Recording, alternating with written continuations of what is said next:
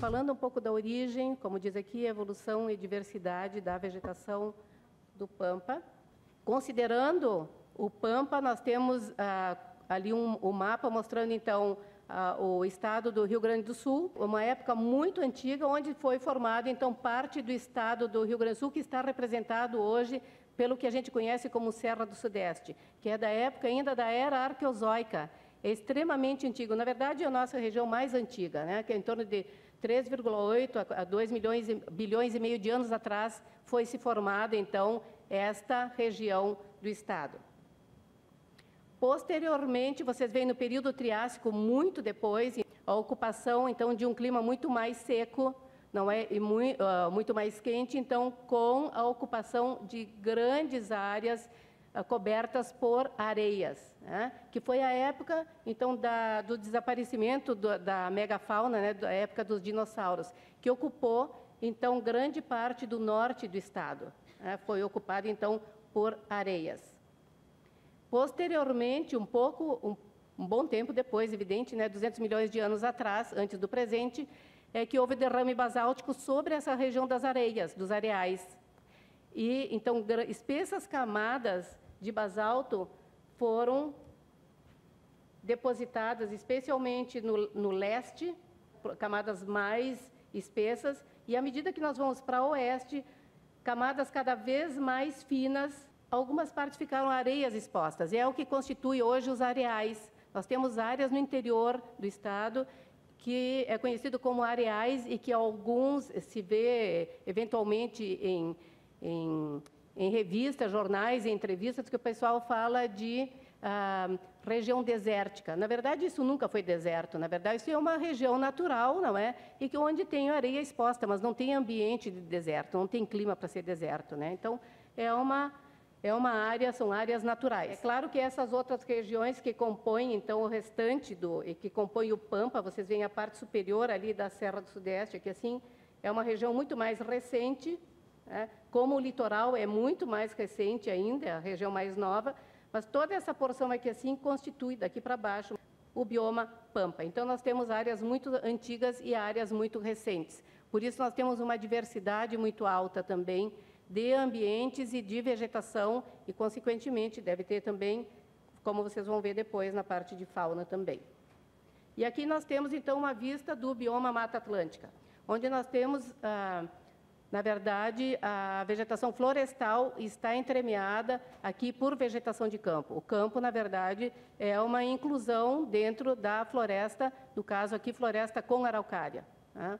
E dá para se ver bem aqui o recorte que tem entre a floresta e o campo, exatamente por causa do manejo que é dado nessa região sobre a vegetação de campo. Porque, normalmente, o campo é mantido hoje, nesta região, pela presença de animais, pela presença da pecuária e muito mais pelo uso continuado de fogo. Porque o produtor, nesta região, usa o fogo porque, como tem alta umidade, as chuvas são bem distribuídas durante todo o ano, eu tenho alta insolação nessa região, então a produção de matéria verde é muito alta, com isso sobra, e como o produtor normalmente ele maneja os animais, ele regula a presença do animal no campo em cima da época de verão, primavera e verão, que é quando a vegetação cresce muito mais, então tem uma carga animal muito, e para suportar o inverno, que normalmente o inverno é muito frio e a geada queima todo aquele pasto, então o produtor usa uma carga animal muito baixa para não perder os animais na época do inverno. Então, como ele usa uma carga animal muito baixa, né, então no verão produz muita massa verde, ele aplica fogo. Então, o fogo é sistematicamente usado todo ano naquela região. Por isso, tem esse recorte bem definido entre campo e mata de araucária. Considerando o bioma Pampa, que é o foco, a gente sabe, por esses trabalhos de paleobotânica, trabalhos polínicos, que mostram, então, que os campos são a vegetação original da região. Isso vale para o Uruguai e Argentina, para dentro também vale, tá? Para os outros países. É uma formação muito antiga, é uma formação que testemunha de um clima muito mais frio e muito mais seco do que é hoje. E a tendência hoje é evidente que é a vegetação de campo, a vegetação florestal, então, penetrar na vegetação de campo, exatamente porque é em torno de 10 mil anos antes do presente, as temperaturas foram se elevando e o clima foi se tornando, era um clima muito mais seco na época, mas em torno de 4 mil anos antes do presente, o clima começou a se tornar muito mais úmido do que foi no passado. Então, se eu tenho mais umidade, então eu tenho a tendência da vegetação florestal ocupar essas áreas de campo. Então, eu tenho um ambiente mais favorável para a floresta, mas isso é bem recente, isso muito mais acentuado nos últimos 1000 anos. Então, a tendência da floresta entrar muito mais na vegetação de campo. Só aqui na região do Pampa, como dá para se ver, dá para se perceber aqui, eu tenho aqui a vegetação de campo entremeada aqui assim por floresta. A floresta fica restrita, na maioria dos casos, em margens de rios, então formando aquela floresta ripária. E a expansão não é tão acentuada como é na Mata Atlântica, por exemplo, na metade norte do estado. Então, a vocação da região é vegetação de campo, onde a matriz principal são as gramíneas. Quem é que dá quem é que constitui a base dessa vegetação de campos, das savanas, das pradarias? São as gramíneas. Elas é que constituem o grupo principal e que caracteriza, então, essa matriz. E aqui nós temos, então, um mapa que a gente usa como base das unidades fisionômicas da delimitação, então, dos diferentes tipos de fisionomias, diferentes tipos de campo que a gente tem no bioma Pampa. O Pampa é um bioma constituído por, que diz ali, 176 mil quilômetros quadrados, isso é muito pequeno, uma área muito pequena que está demarcado aqui, então, em coloração acinzentada, e é composto por uma série de formações, Nós temos os campos, que são os dominantes, nós temos as florestas, as dunas, as areias, que fazem parte, então, desse bioma. É muito mais heterogêneo do que parece. E a gente tem, na verdade, dentro do bioma Pampa, nós temos em torno de 48%, ele tem sido utilizado cada vez mais em produção, produção agrícola, formando, então, esses agroecossistemas. A região das águas, das lagoas, que é constituída principalmente pela Lagoa dos Patos, aqui, pela Lagoa dos Patos, Lagoa Mirim, a Lagoa Mirim e a Lagoa Mangueira, nós temos, então, em torno de 10% de água, o território do Pampa, 23% coberto por vegetação de campo, e em torno de 13%, então, por mosaico, campo e floresta. Então, ecótono, campo e floresta.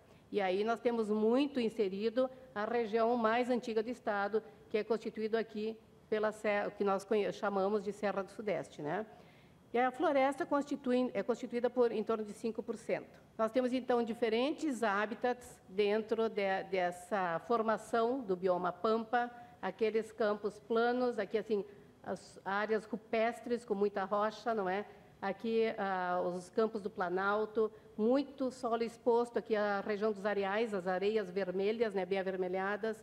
Nós temos aqui o ecótono, campo, floresta, e aqui formações aqui rochosas aqui do escudo granítico, da Serra do Sudeste, que é a região mais antiga do estado. Mostrando as fisionomias, áreas baixas, constituídas, então, por aqueles solos hidromórficos, inundáveis, alguns deles, muito usado para orizicultura, são aqueles latossolos, planossolos, aqui os areais, a região dos areais.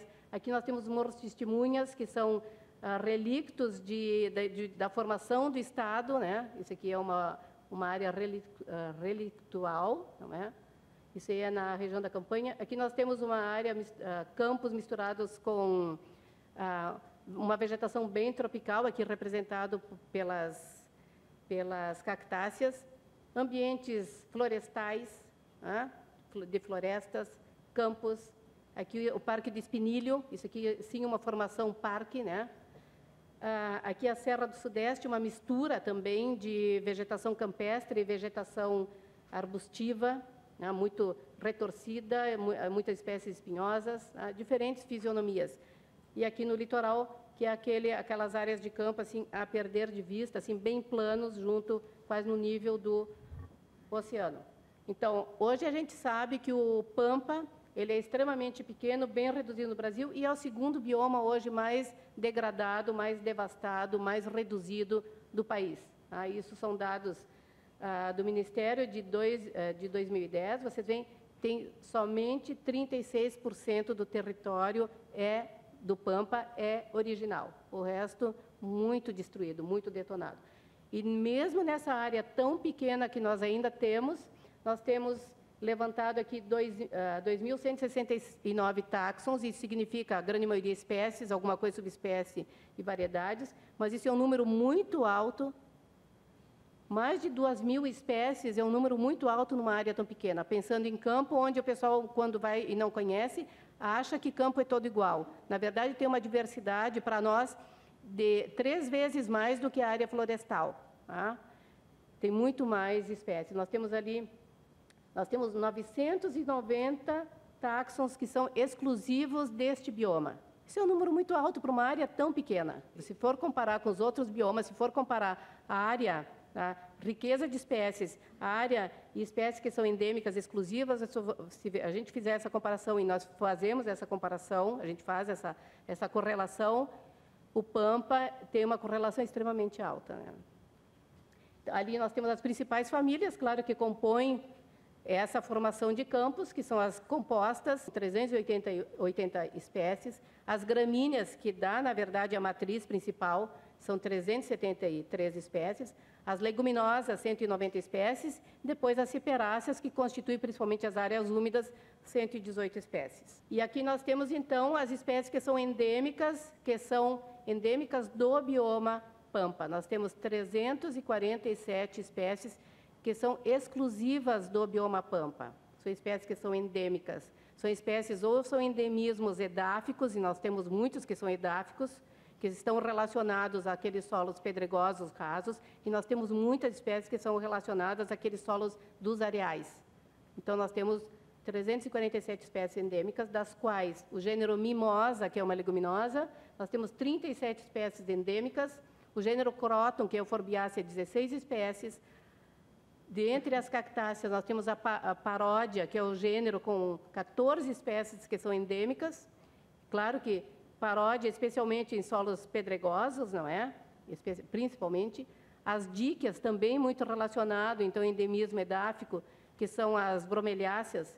Nós temos 11 espécies de díquia. Então, um número muito alto, considerando uma área pequena. E aqui nós temos, então, dando uma passada geral nesses tipos de campo, as diferentes unidades, então, fisionômicas de campo. Nós temos os campos do Planalto, que são os conhecidos entre nós como campos de barba de bode. Nós temos esse gênero, a arístida, que vocês talvez tenham ouvido falar, conhecido popularmente como barba de bode, que ocorre em todo o Brasil, é um gênero tropical, mas que nós temos lá no Pampa, nós temos algumas espécies que são exclusivas do Pampa. Nós temos 4 espécies que são endêmicas do Pampa, que só ocorrem lá, e nós temos 18 espécies que ocorrem no Pampa, das 19 que ocorrem no estado.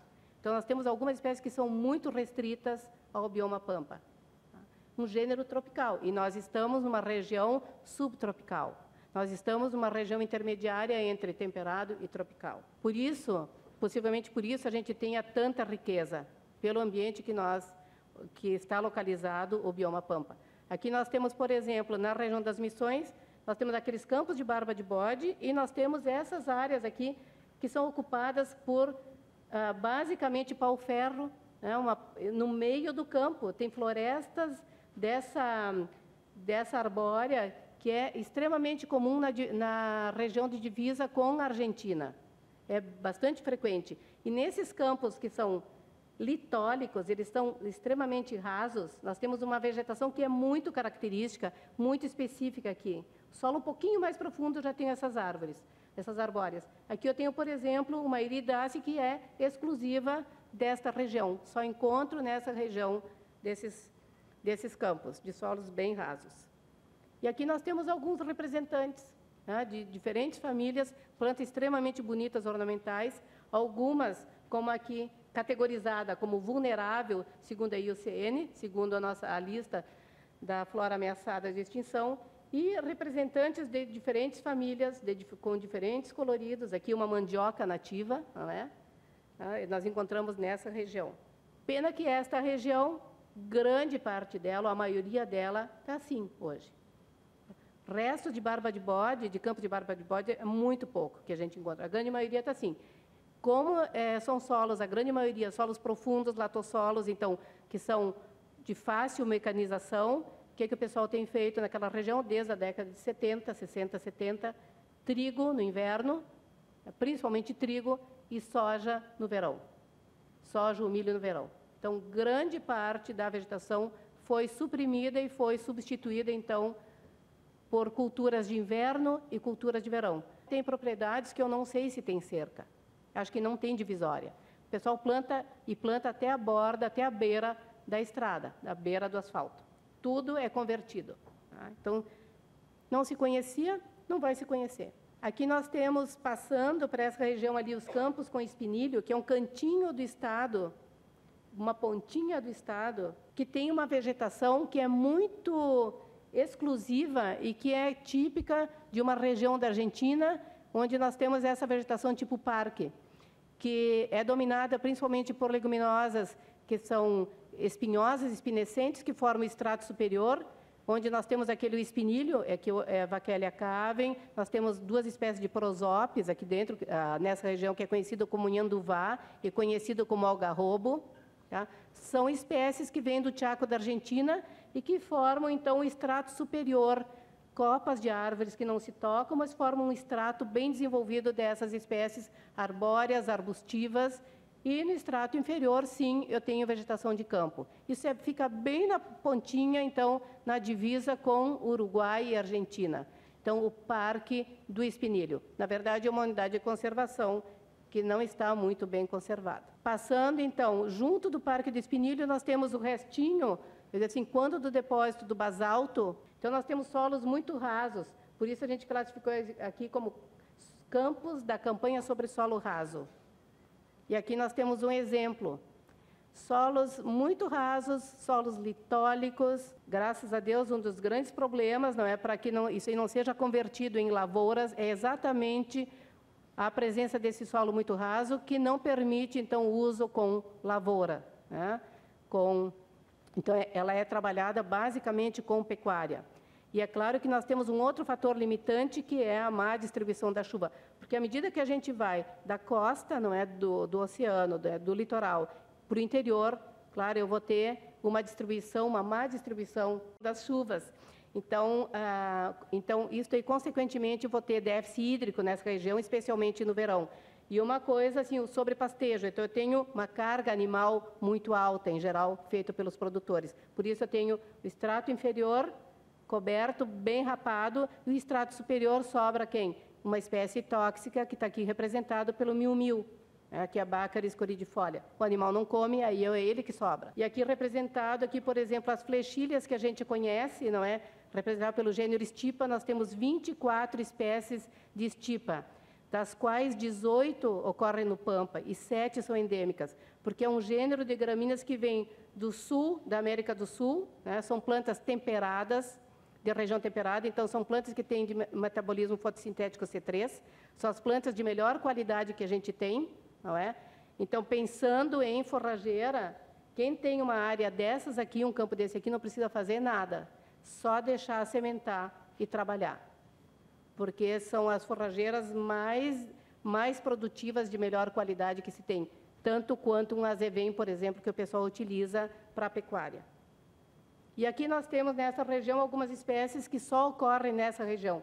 Essa espécie aqui eu só encontrei porque eu fui em julho, uma época gelada, geladíssima, um vento gelado, aquela temperatura vai abaixo de zero, estava florida.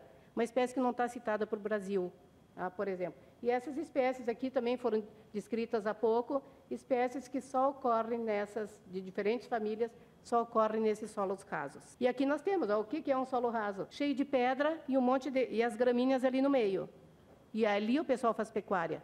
Simples, né? Olha aqui, ó. Cercamos essa área que, assim, 10 meses, isso aqui foi um experimento que a gente tem de longo prazo, 10 meses depois de cercado, nós já tínhamos uma vegetação de em torno de 1 metro de altura. Tá? É só cercar, é só permitir que a vegetação se desenvolva, é só não entrar com uma carga animal muito alta. Os campos de solos profundos, que são os solos mais férteis do estado, representados aqui, que fica na divisa com o Uruguai. Nós temos aqui representado, então, os solos negros, escuros, não é? De alta fertilidade, mas nós temos o fator limitante aqui, déficit hídrico, que é o que o pessoal está tentando transformar isso aqui em soja, né? E agora em arbóreas, com eucalipto, e o sobrepastoreio é um problema da região. E ali nós temos alguns representantes de espécies que são extremamente bonitas, ornamentais, de diferentes famílias. Tá? Plantas que poderiam e deveriam ser usadas como ornamentais, deveriam ser utilizadas. Quem trabalha na área sei lá, de ornamentais, de jardinagem, sei lá, deveria utilizar plantas nossas e não ficar trazendo coisas de fora. E aqui nós temos um grande problema da região atual, uma coisa bem recente, plantio de árvores, de eucalipto. O pessoal trazendo o quê? Plantando eucalipto para quê? Para a celulose, para nós, muito para exportar. Tá? É um problema seríssimo. Quando cortar daqui 7 anos, isso aí vai ficar solo descoberto. Vão fazer o quê? O que o produtor vai fazer? Nós temos semente no solo? Nós temos banco de semente no solo? Difícil. A região dos areais, que é outra região, que é muito diferente. Fatores limitantes, os solos extremamente arenosos, não é? Muito arenosos. A maioria das espécies dali são endêmicas. São plantas que só ocorrem ali, só nos areais. Claro que nós temos um dos fatores limitantes para a conservação, não é? Que assim, os solos são extremamente, que para nós é importante, né? Solos rasos, mas que mesmo assim a silvicultura está entrando mesmo no solo raso, o pessoal está plantando muito, cada vez mais. E é claro que o produtor também, como eu tenho avanço um pouquinho dessa vegetação arbórea arbustiva, o que o produtor faz? Ele corta essas arbóreas para aumentar a sua área de pastejo, de pastagem para os animais. Porque a grande maioria nessa região são pequenas propriedades. Uma região extremamente bonita. Nós temos uma grande quantidade de espécies endêmicas, espécies ameaçadas. E aqui todas essas espécies são espécies, vocês veem, endêmicas. E nós temos, por exemplo, essa mimosa, que é aquela leguminosa, que a gente vai ver a lista da flora do Brasil, tem uma coisa como 13, 14 espécies na lista do Brasil. Nós temos 54 espécies no Pampa, das quais 37 são endêmicas do Pampa. As cactáceas, nós temos 52 espécies no Pampa, 27 são exclusivas. Muitas dessas plantas ali, o pessoal que consegue vir, o pessoal de fora, vem aqui para pegar e levar para fora, para o exterior. Tá? Isso é um problema muito sério. Nós temos 151 taxos que estão listados, então, como ameaçados de extinção dentro do bioma Pampa. Nós temos alguns representantes aqui de diferentes famílias, tem a categoria ali. Claro que vai se perder a cultura, claro, da figura do gaúcho e de toda a lida do campo, né, da tradição que o gaúcho tem, né, que é isso com certeza vai ser perdido, do gaúcho ou do gaúcho, né, para os uruguaios e argentinos. E é claro que a gente sabe, tem pesquisa de mais de 20 anos que sabe que os campos sempre trabalha com campo, trabalha com pecuária. Tem vários trabalhos que mostram a coevolução entre os grandes pastadores e os pastadores domésticos hoje e as gramíneas. Tem uma série de trabalhos que indicam a coevolução entre os dois. Então, o campo é dependente do pastador, é o caso do gado, e aqui, claro, que quem trabalha, essas grandes propriedades que trabalham com pecuária extensiva, a gente tem hoje um ganho mais ou menos por ano de 70 quilos por hectare ano, que é extremamente baixo, porque o produtor não sabe manejar seu campo. Por outro lado, só com o ajuste da carga animal ideal, mantendo o campo numa altura ideal para manter a diversidade biológica, que é em torno de 10 centímetros, 10, 12 centímetros de altura, isso aí vai dar uma carga animal, um potencial de produtividade de 200 a 250 quilos por hectare, 230 quilos por hectare ano. Isso significa 3 vezes mais da produção que o produtor está tirando. Alguns produtores tiram isso. Se tiver correção de solo, melhorar a qualidade do solo, adubação, a quantidade da produtividade vai ser muito mais alta. Isso tem trabalhos de muitos anos de pesquisa.